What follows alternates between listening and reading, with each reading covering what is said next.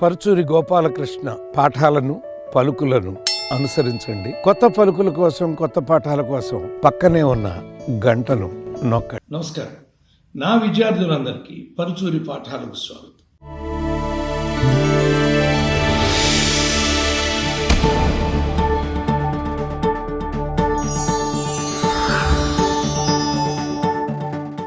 ఈ రోజున Raviteja crack title మగుటాన్ని బట్టి కథ ఉంటుందని మనం అనుకుంటాం. ఇది ఒక రకంగా జెన్యూన్. అంటే అతన్ని ప్రేమించే వాళ్ళ ఎడల ఆ టైటిల్ చాలా గొప్పది. ఎందుకంటే ఇంత భయంకరమైన మనుషుల జోలికి వెళ్తున్నావు, నీకేమన్నా పిచ్చా అంటాం. ఎందుకు మనకి ఈ ఊరు కాదు ఇంకో ఊళ్ళో ఉద్యోగం చేసుకోవచ్చు, ఇంతమందితో తలపడి ప్రాణాలు పోగొట్టుకోవాలా అనే భార్య కానివ్వండి, మిత్రులు కానివ్వండి, వీళ్ళందరికీ ఈ క్రాక్ అనేది 100% పర్ఫెక్ట్గా సరిపోయేటువంటి టైటిల్. యాక్చువల్గా విలన్స్ కూడా ఇతనిలో క్రాక్ను చూశారు, కానీ నిజానికి క్రాక్లైనటువంటి వాళ్ళందరికీ బుద్ధి చెప్పిన ఒక గొప్ప కథానాయకుడి కథ. రవితేజ సినిమాలు ఇంతకుముందు దీనంత గొప్పగా ఆడలా, ఇది ఇంత గొప్పగా ఆడింది. నేను ఒకటే చెప్తానండి, కథ బాగుంటే దాని విలువే వేరు.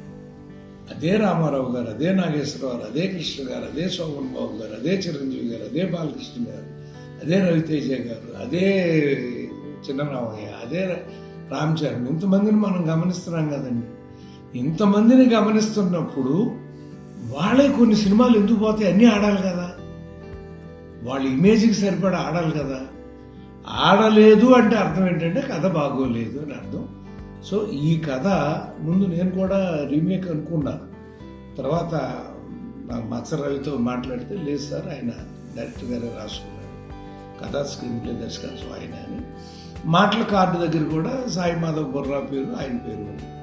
అయితే ఈ సినిమాతో కూడిన ఒక ఆత్మీయ అనుబంధం ఏంటంటే, మా ఠాగూర్ మధు ఈ చిత్ర నిర్మాత. ముందు నేను అతను కంగ్రాచులేట్ చేశాను, ఫోన్ చేసి కంగ్రాచులేషన్స్ మధు అని. ఎందుకంటే నాకు తెలిసి ₹4 చేసి ఉండి తీరాలి ఈ సినిమా. మా సినిమాకి నిర్వచనాలు కొన్ని అంటారండి. మాకు అప్పుడు ఒకసారి మీకు నరసింహనాయుడు అప్పుడు చెప్పాను, జొన్నవిత్తులు గారు, మా సినిమా అంటే ఏంటో డెఫినేషన్ ఈ సినిమా చూస్తే తెలుస్తుంది సార్ అన్నారు కదా. సేమ్ అలా క్రాక్ కూడా మాస్ సినిమాకి అద్భుతమైన డెఫినేషన్ ఇచ్చినటువంటి సినిమా. కాబట్టి నువ్వు ఎవరితో సినిమా తీస్తున్నావు? నేను ఒకసారి ఎప్పుడో చెప్పాను మీకు, బెల్లంకొండ సురేష్తో, ఆటోగ్రాఫ్ రవితేజ మీద ఏంటయ్యా బాబు, అతను ఏదో లవ్ స్టోరీ లాగా ఉంది అంటే, లేదు లేదు నా మాట నమ్మండి అని అన్నారు. కానీ అందరికీ సినిమా ఎలా ఉందని కాదు, రవితేజ బాడీ లాంగ్వేజ్ కథ కాదండి. అలా అంటే రేరుగా ఆడతాయండి, ఆడవని కాదు. ఇప్పుడు ఎన్టీ రామారావు గారి ఆరాధన, ఎదురీత, ఇలాంటి సినిమాలు ఆడతాయని ముందు మేము అనుకోలేదండి. కానీ ఆడటం మొదలెట్టడానికి మళ్ళీ మేమే వెళ్ళి చూసాం. ఎందుకంటే ఆ బాడీ లాంగ్వేజ్ మీద అలాంటి కథని చూడాలి అనేటువంటి ఇది రాదు. మాకు నిండు మనసులు అనుకోండి చూడబుద్ధి అవుతుంది, మంచి మనిషి అనుకోండి చూడబుద్ధి అవుతుంది, గుణమ కథ అనుకోండి చూడబుద్ధి అవుతుంది. ఎందుకంటే అనుక్షణం మాస్ ఎంటర్టైన్మెంట్ మనకు లభిస్తూ ఉంటుంది కదా. సో రవితేజ సినిమా అంటే from start to end, right from the word go to శుభం కార్డు దాకా నువ్వు ఎంటర్టైన్మెంట్ అన్నా చేయాలి, మాసీ ఎలిమెంట్స్తో అయినా నింపాలి. అలా ఈ కథ అంతా కూడా అలా నింపబడింది.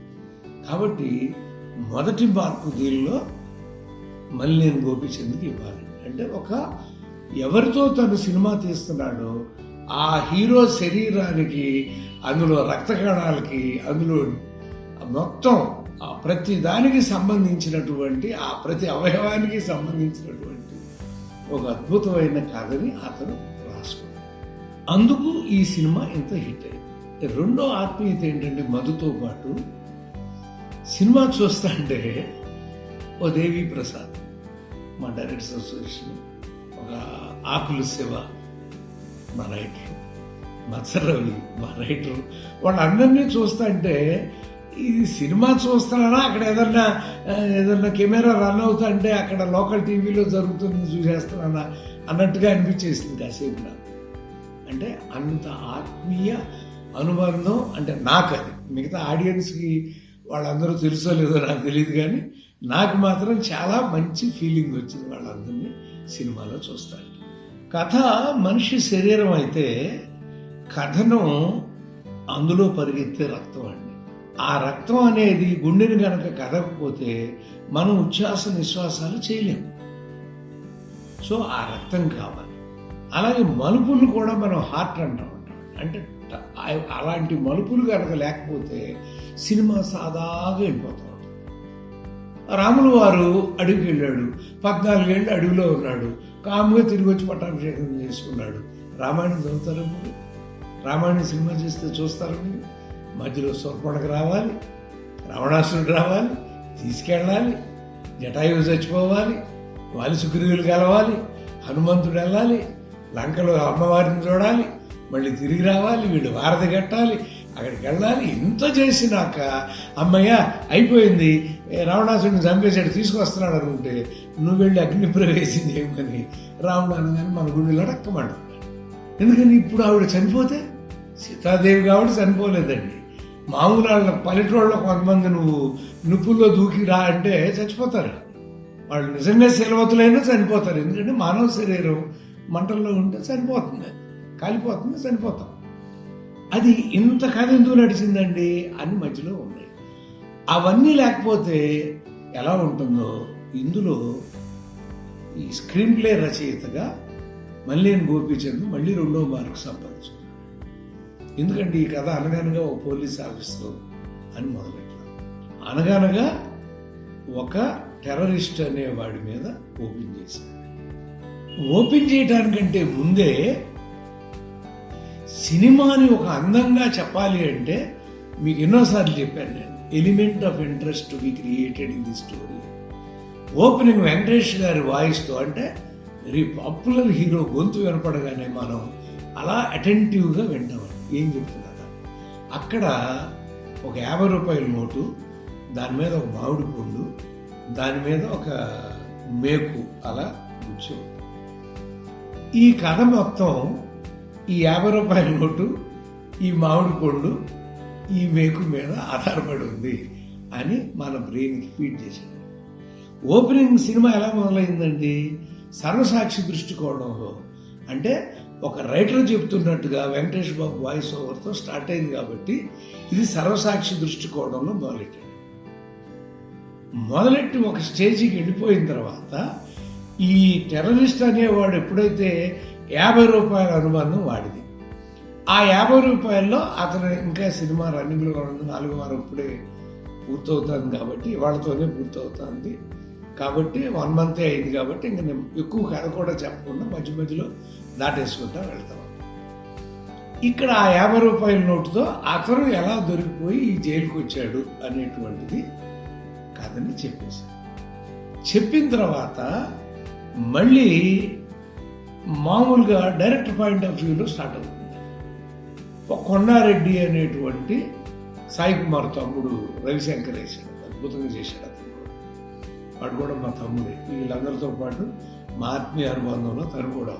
అతను వచ్చేసి ఓ డాక్టర్ దగ్గర టెస్టింగ్కి వస్తే నీకు ఈ లక్షణాలన్నీ ఉన్నాయి కదా, మనిషిని చంపేయాలనిపిస్తుంది కదా అంటే, అవును అవునండి ఎలా చెప్పారు సార్, అన్నీ కరెక్టేనండి అని, ఫలానా చోట ఒక 20 ఎకరాల మామిడి తోట ఉంది, అందులో ఒక గెస్ట్ హౌస్ ఉంది, అవునయ్యా నావే, అవి తీసుకోకపోతే అంటే చంపే బుద్ధి అవుతుందండి నాకని వాడిని భయపెట్టి వాడితో సంతకం పెట్టి చేసుకుని వెళ్ళిపోయాడు.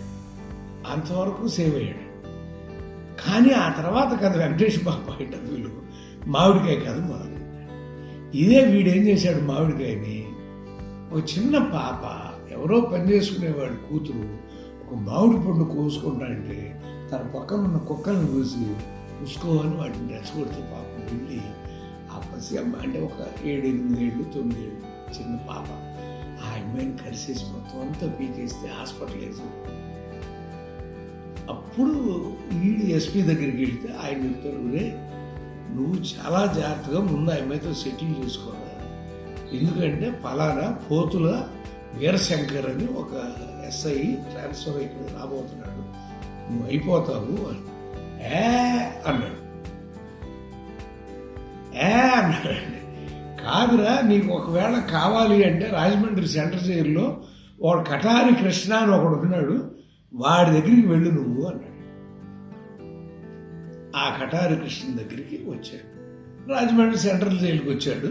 వస్తే వాడు మామూలుగా సాధారణంగా అన్నాలు ఒప్పిస్తాడంటే ఈడెవడో కలవన్నాడు, ఎంత పనికి మాలాడు, ఆడికి భయపడకే అవుతాడులే అన్నట్టుగా బిల్డప్ ఇచ్చి అతన్ని పిలిచి ఏంటంటే ఇలా పలానా పోతుల వీరశంకర్ అని అతని పేరు చెప్పగానే ఇరుక్కున్నావా జాగ్రత్తరా, నా సంగతి నీకు తెలియదులే, అయినా మా ఎస్పీ గారు చెప్పాడు నిన్ను ఒకసారి కలిస్తే విషయాలు తెలుస్తుంది. ఇక్కడి నుంచి అంటే చూడండి, నేరేషన్ సర్వసాక్షి దృష్టికోణంలో నుంచి మళ్ళీ ఇప్పుడు ఒక రకంగా ప్రథమ పురుష దృష్టికోణం అవుతుందండి. కానీ హీరోకి విలన్కి మధ్య జరిగిన కథ మొత్తం విలన్ నేరేట్ చేస్తున్నాడు. ఇక్కడ ఒక విలన్ని ప్రధాన పాత్ర అని అనవండి మనం. కాబట్టి ఒకవేళ ప్రధాన పాత్ర అనుకుంటేనే ఉత్తమ పురుష దృష్టికోణం అవుతుంది, లేకపోతే ప్రథమ పురుష దృష్టికోణం అంటే హీరో కాదు, హీరోయిన్ కాదు, కాకుండా మూడో వాడు కథ చెప్తున్నాడు. ఈ కథ చెబుతూ మొత్తం సినిమా అంతా అదేనండి. లాస్ట్ క్లైమాక్స్ వచ్చే వరకు కటారి కృష్ణ అనేవాడు పోతుల వీరశంకర్ అనే అతని గురించి చెప్తున్నటువంటి కథనమే వెళ్తూ ఉంటుంది. అంటే ముందు మామూలుగా ఆ కొన్ని ఏరియాల్లో, ఫ్యాక్షన్ ఏరియాల్లో వాళ్ళు ఎలా ఉంటారు, ఇతర కథ కూడా చాలా విచిత్రంగా ఉంటుంది. ఎందుకంటే ఆల్రెడీ చాలా అతి సాధారణమైన మనిషిగా వచ్చి ఆ పేటలో రౌడీగా ఉన్నవాడిని వేసేసి అతని తాలూకు జయమ్మ అని శరత్ కుమార్ గారి అమ్మాయి వరలక్ష్మి చాలా అద్భుతమైన పెర్ఫార్మెన్స్ చేసిందండి. ముందు చాలా తెలుగు సినిమాల్లో చేయొచ్చు. బహుశా ఈ సినిమా చూసిన దర్శకులు, రచయితలు అందరూ కూడా ఆమె రికమెండ్ చేస్తారని నేను అనుకుంటున్నాను. నిజంగా అద్భుతమైన ఎక్స్ప్రెషన్స్ ఉంది ఆవిడ కూడా. అంటే ఇతనికి భార్య ఉన్నా కూడా, కూతురు ఉన్నా కూడా ఇక్కడ ఆమె అటాచ్ అయ్యి ఉంటుందండి. డైరెక్ట్గా చూపించలేదు, అలా రన్నింగ్ లాగా చూపించారండి.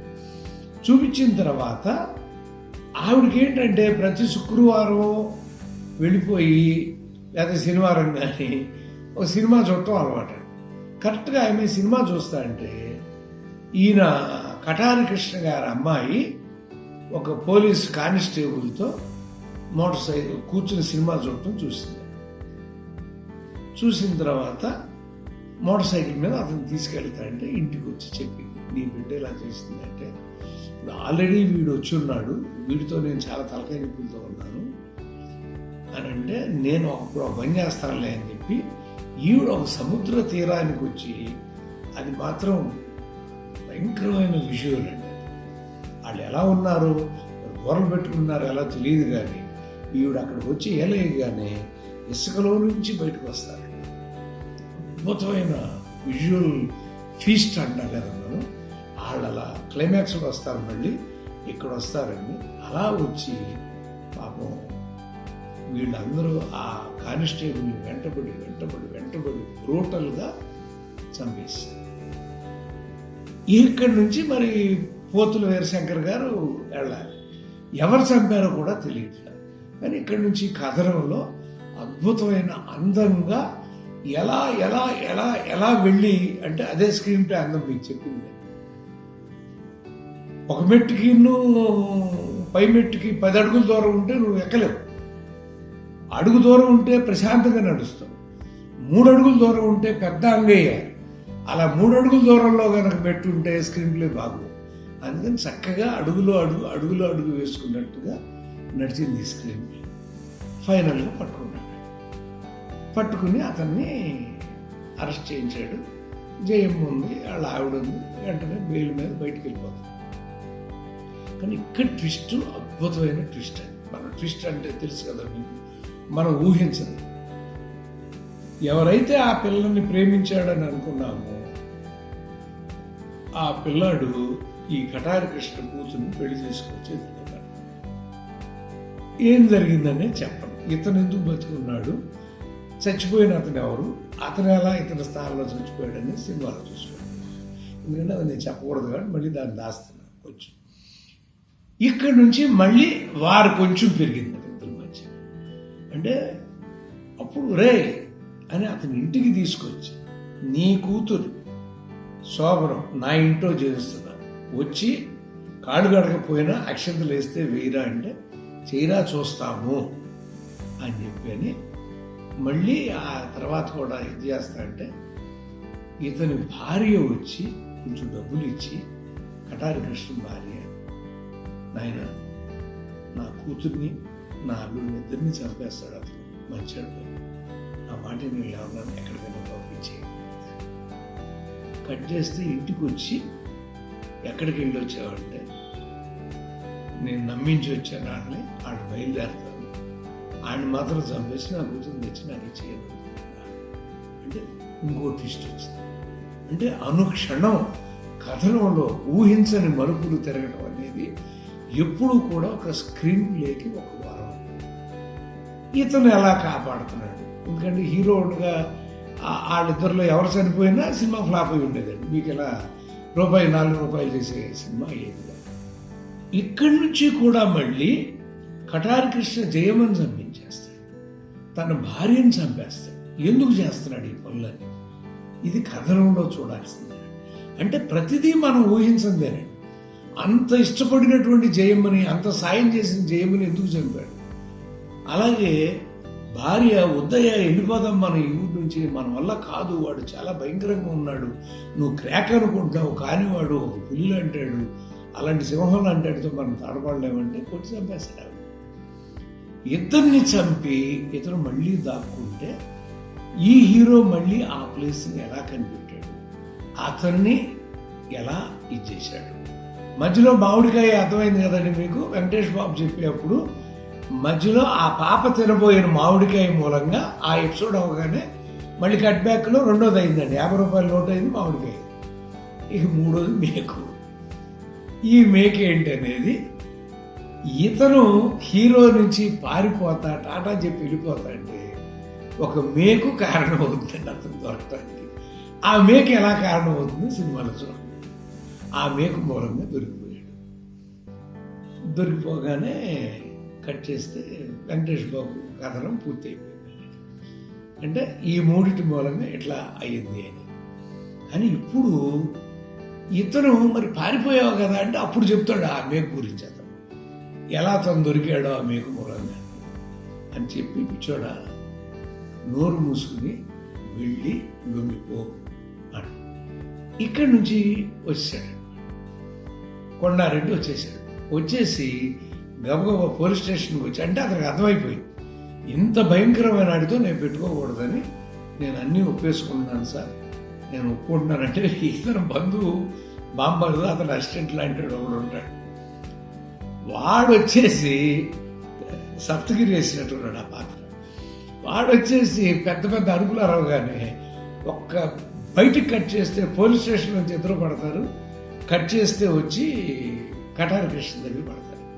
ఊరే అన్ని చెప్పి పంపించాను కదరా నీకు, నేను ఎందుకురా మళ్ళీ ఇక్కడికి వచ్చాడు, నువ్వు చెప్పినట్టే నేను చేస్తున్నాను, ఈ ఎదవ వచ్చి చివరిలో అయిపోతాను సంతకాలు అనుకున్న టైంలో చేశాడన్న ఈ దరిద్రం అంతా ఇక్కడ పడిపోయాము అని. ఇక్కడ ఫినిష్ చేసినా కూడా ఈ కథ అందంగా ఉండేది కాదండి. ఎందుకంటే మీకు చెప్పాను నేను, త్రివిక్రమ్ శ్రీనివాస్ సినిమాల్లో ముక్తాయింపు అనేది ఉంటుంది, ముగింపుతో పాటు ముక్తాయింపు ఉంటుందని మీకు ఆ గురించి కొన్ని సినిమాల గురించి అతారిని దారిది అన్ని చెప్పాను. అలా దీనిలో కూడా ముక్తాయింపు ఉందండి. తిహార్ జైల్లో ఉన్న ఆ టెర్రరిస్టు రాజమండ్రి జైలుకి మార్పించుకుని వచ్చాడు. వచ్చి వీళ్ళందరినీ చూస్తాడు, నువ్వు ఎవరు అయ్యా అంటే ఫలానా, తిహార్ జైలు నుంచి ఇక్కడికి వచ్చాను. ఎందుకు వచ్చావు అంటే తిహార్ జైల్లో పారిపోవడం కష్టం, ఇక్కడైతే చాలా తేలిగ్గా పారిపోవచ్చు కదా, పారిపోయి ఏం చేస్తాం, పోతులు వీరశంకర్ అని ఒకడు ఉన్నాడు, వాడిని వెయ్యాలి అనగానే వీళ్ళు ముగ్గురు పగలబడి నవ్వుతూ ఉంటారు. అంటే వీడు వెళితే వాడి బతికేమవుతుందో మనకి చెప్పకుండా ఆ నవ్వులతో చెప్పి ఒక నవ్వులు పువ్వులతో బయటికి మనని పంపించాడు. సో సినిమా చాలా బాగుంది. అయితే ఇందులో 2 11th అవర్లు ఉన్నాయి. ఇంకో ఊహించని ట్విస్ట్ ఒకటి ఉంది. 1950 నుంచి 2020 దాకా, అంటే దాదాపు 70 సంవత్సరాలుగా మనం చేస్తే పని ఏంటంటే, ఏమి దొరకనప్పుడు విలను ఇతను హీరో భార్యనో తల్లినో తండ్రినో పిల్లలను ఎత్తుకుపోయి వాళ్ళని చంపేస్తామని భయపెట్టి లొంగ తీసుకుంటారు. అలా ఇందులో ఇతని భార్య శృతి హాసన్, ఆ అమ్మాయిని ఆ బిడ్డని చంపేస్తాం వదిలేయరా అని ఒక ఇందులో ఒక పోలీస్ ఆఫీసర్ దేవి ప్రసాద్ పాత్ర కూడా అద్భుతమైందండి. అందులో ఒక ట్విస్ట్ అండి. నా లెక్క ప్రకారం 8 నుంచి 9 ట్విస్టులు ఉన్నాయి. అవన్నీ ఒక 2-3 నెలల తర్వాత అయితే బాగా చెప్పుకునేవాడిని కానీ వాటన్నిటి గురించి. ఆ తర్వాత ఎప్పుడైనా మళ్ళీ చెప్తా. ట్విస్టుల గురించి ఒక పాఠం చెప్పుకుంటే ఇందులో ఉన్న 9వ 10వ ట్విస్టులు ఎక్కడెక్కడ ఎలా వచ్చింది అని. ఇక్కడ ఒక ట్విస్ట్ అండి. హౌ ఆ భార్య మీదకి దగ్గర ఎవరైతే ఒక పోలీస్ కానిస్టేబుల్ని వేటాడి నరికి చంపేసిన ఒక భయంకరమైన ఆ సముద్రపు దగ్గర ఉండే ఆ రౌడీ మూకలు ఉన్నారో వాళ్ళు చంపడానికి వస్తే ఆ అమ్మాయి తను ఎలా రక్షించుకుంది అనేది ఒక అద్భుతమైన ట్విస్ట్ అనమాట. ఇప్పుడు 11th అవర్లో 2-3 ఏమనిపించిందంటే, శృతి హాసన్ని అంత అద్భుతమైన ట్విస్ట్ వెళ్ళిన తర్వాత ఆవిడ, మనకు తెలుసు ఆవిడ పోలీస్ ట్రైనింగ్ అయ్యి ఉంది అనేది మనకు తెలుసు అండి. ఆవిడ్ని అక్కడి నుంచి ఎప్పుడైతే ఇతను మధ్యలో ఉద్యోగం పోగొట్టుకుంటాడండి, అది చాలా సినిమాల్లో మనం బలి తమ్ముడు ఇట్లాంటి చాలా సినిమాల్లో మనం పోగొట్టుకోవడం చేస్తే, రౌడీ ఇన్స్పెక్టర్లో నేను పోట్లాడి ఉద్యోగం పోవడానికి వీల్లేదు, మళ్ళీ బలి తమ్ముడు చూసినట్టే ఉంటుంది బాలేం కదని అప్పుడు చేయలేదండి. చాలా సినిమాల్లో ఉద్యోగం పోతా ఉంటుంది పోలీస్ ఆఫీసర్. ఇందులో కూడా పోయి బికాజ్ ఆఫ్ వైఫ్ వస్తుందండి. వచ్చినాక కనుక భార్యాభర్తలు ఇద్దరూ కనుక లాస్ట్ 20 minutes 30 minutes పోలీస్ ఆఫీసర్గా నడిచి ఉంటే ఇది ఇంకొక రేంజ్కి వెళ్ళేదేమో ఈ సినిమా అని నాకు అనిపించింది. ఎందుకంటే శృతి హాసన్ ఎక్స్ట్రాడినరీ పెర్ఫార్మెన్స్ చేసింది. అసలు ఇందాక చెప్పిన ఆ ట్విస్ట్లో అరెస్టింగ్గా ఆ 3 నిమిషాలు శృతి హాసన్ అలా చూస్తా, ఆడియన్స్ మొత్తం థియేటర్లో చూశారు కాబట్టి మీకు అర్థమై ఉంటుంది దాన్ని ఎంత అద్భుతంగా చేసింది. ఉండుంటే చాలా బాగుండేది అనేది ఒక 11th అవర్ లాగా నాకు అనిపించింది. ఏంటంటే ఇందులో ఒకటి, పోలీస్ ఆఫీసర్ అంటే మామూలుగా గన్ తీస్తారండి. అరే మాకు ట్రైనింగ్లో ముందు నేర్పేదే గన్ ఎలా తీయకూడదు అని అతను ఫస్ట్ టైం గన్ తీస్తే ఉద్యోగం పోగొట్టుకునే పరిస్థితి వచ్చాడు. కానీ అతను కనిపెట్టలేక భార్య చెబితే కానీ తను గన్ను తీసినప్పుడు జరిగింది ఏంటో కనిపెట్టలేకపోయాడు. అది కొంచెం హీరోకి ఒక మైనస్ మార్క్ పడుతుంది. ఎందుకంటే అక్కడ భార్యగా స్త్రీగా చెప్పట్లేదు నేను. ఇక్కడ తను పోలీస్ ఆఫీసరు, ఇతను పోలీస్ ఆఫీసరు, తనకు తట్టని అక్కడ అంటే ఎంతో గొప్ప పోలీస్ ఆఫీసర్ కథ చెబుతున్నప్పుడు ఇతనికి తట్టంది మళ్ళీ భార్య చెప్పినాక వెళ్ళి అక్కడికి వెళ్ళి ఎత్తుక్కుని ఓహో ఎలా జరిగి ఉంటుందా అని కనుక్కుని అతను చేయటం అనేది ఇవి 2 కూడా 11th అవర్లో అనిపించింది నాకు. సంగీతం కొంచెం బాగుంది, ఇంకొంచెం బాగుంటే బాగుండేది అనిపించింది. బుర్రా సాయి మాధవ్ మాటలు చక్కగా మాస్ మహారాజాకి బాడీకి సరిపడా చక్కగా రాశాడు. ఏమైనా ఇంతమంది ఆత్మీయ అనుబంధంతో కూడినటువంటి మనుషులు మొట్టమొదట ఓపెన్ చేసినప్పుడు సింధూరపు కృష్ణారెడ్డి గారు సమర్పించని కూడా కనపడింది. నా మళ్ళీ గూగుల్లో లేదు అది. మరి వారు సమర్పించుంటే సింధూరపు కృష్ణారెడ్డి గారు, మా ఠాగూరు మధుకి, నటించిన నటీనటులు అందరికీ వీళ్ళందరికీ కూడా, ముఖ్యంగా ఆ సముద్రగని అనే అతను భావితరాలకి ఒక అద్భుతమైన విలన్ తెలుగు సినిమాలకి. అంటే ఇంతకుముందు మనం ముఖేష్ ఋషి గారిని ఇట్లాంటి వాళ్ళు చాలా మందిని వాళ్ళే చూస్తూ ఉండేవాళ్ళు, సోను సూద్ గారిని ఇలా. బట్ ఇతను బాగా అలవాటు అయిపోతాడేమో ఎందుకంటే అంత న్యాచురల్గా విలను, అద్భుతమైన పెర్ఫార్మెన్స్ ఆయన. సో వీళ్ళందరినీ కూడా మరొకసారి అభినందిస్తూ ఆశీర్వదిస్తూ, ఒక్కసారి ట్విస్ట్ రాయాలి అంటే ఏం చేయాలి అని కోరుకునే ప్రతి విద్యార్థి కనీసం 2-3 సార్లు ఈ సినిమాని మీరు చూడండి. మీరు చూస్తా అంటే రాసుకోండి, మీరు ఊహించకుండా ఎక్కడ కథ మలుపు తిరిగింది, మీరు ఊహించకుండా ఎక్కడ కథ మలుపు తిరిగింది అని చూస్తే దే ఆర్ ఆల్ ట్విస్ట్. నేను ఎందుకంటే 4 వారాలు అయింది కాబట్టి ఆ 10-11 ట్విస్టులు ఉన్నాయండి ఈ సినిమా. అవన్నీ నేను చెప్పలేకపోయాను, కానీ మీరు చూసుకుని మీరు రాయండి. Okay, all the best, God bless you all.